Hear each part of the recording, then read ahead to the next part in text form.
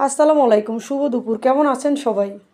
আজ আমি আপনাদের সাথে শেয়ার করব বিফ বিরিয়ানি রেসিপি। আমি এখানে 1 কেজি মাংস নিয়েছি। তো আমি প্রথমে এগুলোকে ছোট ছোট করে কেটে নিয়েছি। এখন আমি এগুলোকে ভালোভাবে ধুয়ে নেব। আমি এখন এগুলোকে 2-3 বার ভালোভাবে পানি দিয়ে ধুয়ে নিচ্ছি। তারপর আমি এখানে অ্যাড করে দেব মশলাগুলো। প্রথমে আমি এখানে দিয়ে দিচ্ছি 1 কাপ পেঁয়াজ কুচি, দিয়ে দিচ্ছি 1 চামচ আদা আর 1 চামচ রসুন বাটা। তারপর দিয়ে দিচ্ছি আমি পেঁয়াজ বেরেস্তা। আমি এখানে একটা বড় সাইজের পেঁয়াজ বেরেস্তা করে রেখেছিলাম।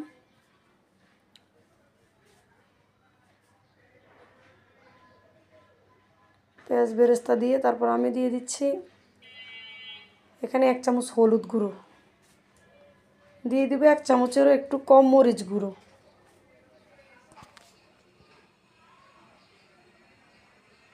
তারপর আমি এখানে দিয়ে দিচ্ছি 1 চামচ বাদাম বাটা। এখানে আমি চীনা বাদাম বেটে নিয়েছি, আপনারা চাইলে অন্য বাদাম দিতে পারেন। এখন দিয়ে দিচ্ছি 1 চামচ টক দই। টক দই এটা আমি বাসায় বানিয়েছিলাম। এখন আমি দিয়ে দেব বিরিয়ানির মশলা। মশলাগুলো আমি সবগুলো দেব না, একটু রেখে দেব। এখন আমি দিয়ে দিচ্ছি পরিমাণ মতো লবণ। লবণটা একটু বুঝে দিতে হবে, কারণ বিরিয়ানির মশলার সাথে লবণ থাকে। এখন আমি দিয়ে দেব সয়াবিন তেল। সবগুলো মশলাকে এখন আমি মাংসের সাথে ভালোভাবে মেখে নেব। সুন্দরভাবে মেখে নিয়ে এখন আমি এগুলো রান্নায় বসিয়ে দেব। মাংসটাকে আমি হালকা আঁচে রান্না করব। অপেক্ষা করব মাংস থেকে পানি বের হয়ে আসা পর্যন্ত।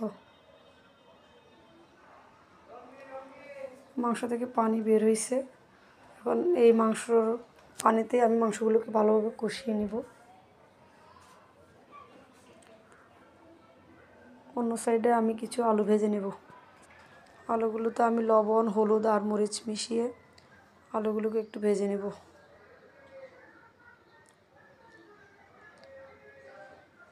আলুগুলোকে একটু মাখিয়ে তারপর আমি আলুগুলো ভাজতে যাব। এখন আমি আলুগুলোকে দিয়ে দেব মাংসের সাথে। আলু আর মাংসগুলোকে আমি একসাথে মিশিয়ে এখন কিছুক্ষণ কষিয়ে নেব। আমি মাংসের সাথে এখনও কোনো পানি অ্যাড করিনি। মাংসগুলো তো আমি ছোট ছোট করে কেটে নিয়েছি, এজন্য আমার মাংসগুলোতে আমি পানি অ্যাড করব না। আমার মাংসগুলো এমনিই সিদ্ধ হয়ে গেছে। আপনারা চাইলে প্রয়োজন মতো দিতে পারেন। তো মাংসগুলো শুকিয়ে আসা পর্যন্ত আমি অপেক্ষা করব। মাংসের ঝোল যখন একদম শুকিয়ে আসবে তখন আমি মাংসগুলো নামিয়ে নেব। অন্য সাইডে আমি এখন পোলাওগুলো করে নেব। তা আমি এখানে দিয়ে দিচ্ছি 4 চামচ মতো ঘি। এখন আমি চালগুলোকে ভালোভাবে ভেজে নেব। এখানে আমি 3 পোয়া নিয়েছি বাসমতি চাল। আমি এখানে দিয়ে দিচ্ছি 3 পোয়ার জন্য 6 গ্লাস পানি। দিয়ে দিচ্ছি কিছু কিশমিশ।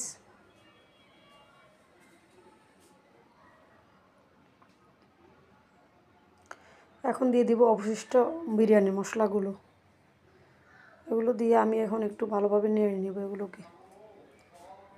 এখন আমি দিয়ে দিচ্ছি কিছু কাঁচামরিচ, 2 চামচ দিয়ে দিচ্ছি চিনি,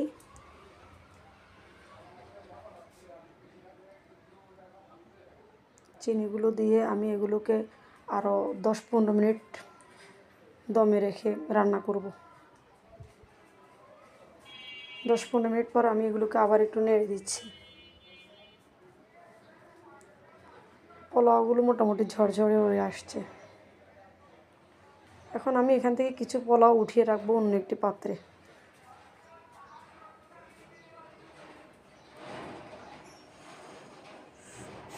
আমি অন্য একটা পাত্রে পোলাওগুলো উঠিয়ে নিচ্ছি, আর বাকি পোলাওগুলো আমি একটু ছড়িয়ে দিচ্ছি। এখন আমি উপরে দিয়ে দেব কিছু পেঁয়াজ বেরেস্তা, দিয়ে দিব কিছু গুঁড়ো দুধ। তারপর আমি রান্না করে রাখা মাংসগুলো দিয়ে দিব।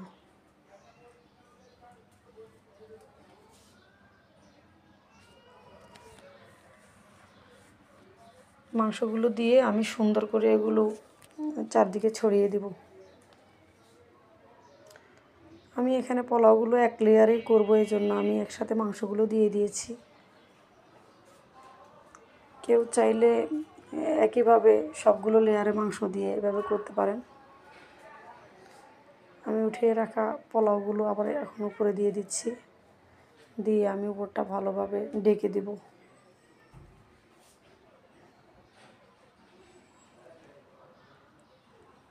আমি সুন্দরভাবে এগুলোকে ছড়িয়ে দিচ্ছি।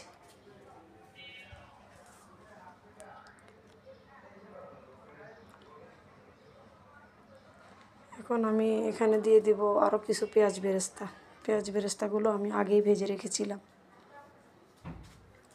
দিয়ে দেব একটু জর্দার রং, এটা অপশনাল।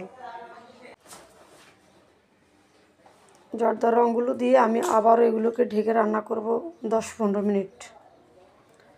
এ সময় আমি চুলার আঁচটা একদম কমিয়ে রাখবো।